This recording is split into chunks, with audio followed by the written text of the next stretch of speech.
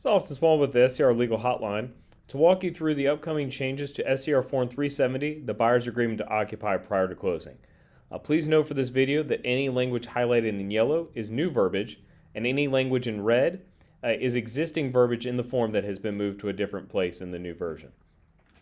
So the first thing I want to bring your attention to is the language that you see on the screen that is highlighted in yellow. This is to bring attention to the fact that this form is really only to be used for a very short time period.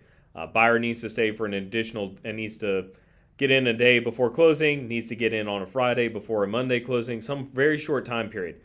We get calls on the hotline where this form is being used for weeks and months. That's really not proper use of this form. If that is something the parties need, they really need to speak to legal counsel and have something drafted to better fit their needs. Please note, as is stated below, that this form is only intended to give the right of possession and does not create a landlord-tenant relationship. That can create some complexities, especially if the deal falls through, so make sure the parties are completely aware of that.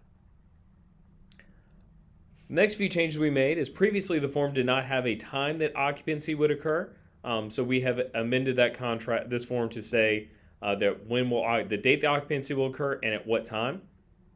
The next change that we made is a relatively big one as far as the mechanics of the form.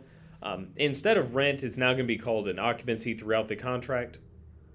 And it states that you will only receive the keys and be given permission to occupy as a buyer once you've paid that fee. So that fee is not going to be paid on a per diem base. That is a upfront fee that is paid, and possession is not given until that fee has been paid.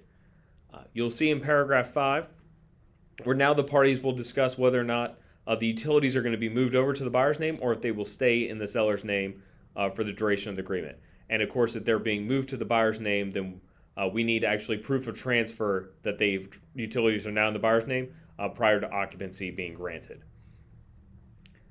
There's now been a date and time given should the deal not close for the buyer to vacate that property. And again, that's where some of that landlord-tenant issue can get a little complicated, since this form does not create a landlord-tenant relationship between the parties. And then the only change on the second page was to include, again, a reference back to it being an occupancy and not rent, because it does not create a landlord-tenant agreement. If you have any questions on this form or any of the other changes, please give us a call on the legal hotline. And also, please tune in to our upcoming forms webinar on March 8th, where we'll go over this change and all the other forms changes that are upcoming in a little bit more detail. Thank you.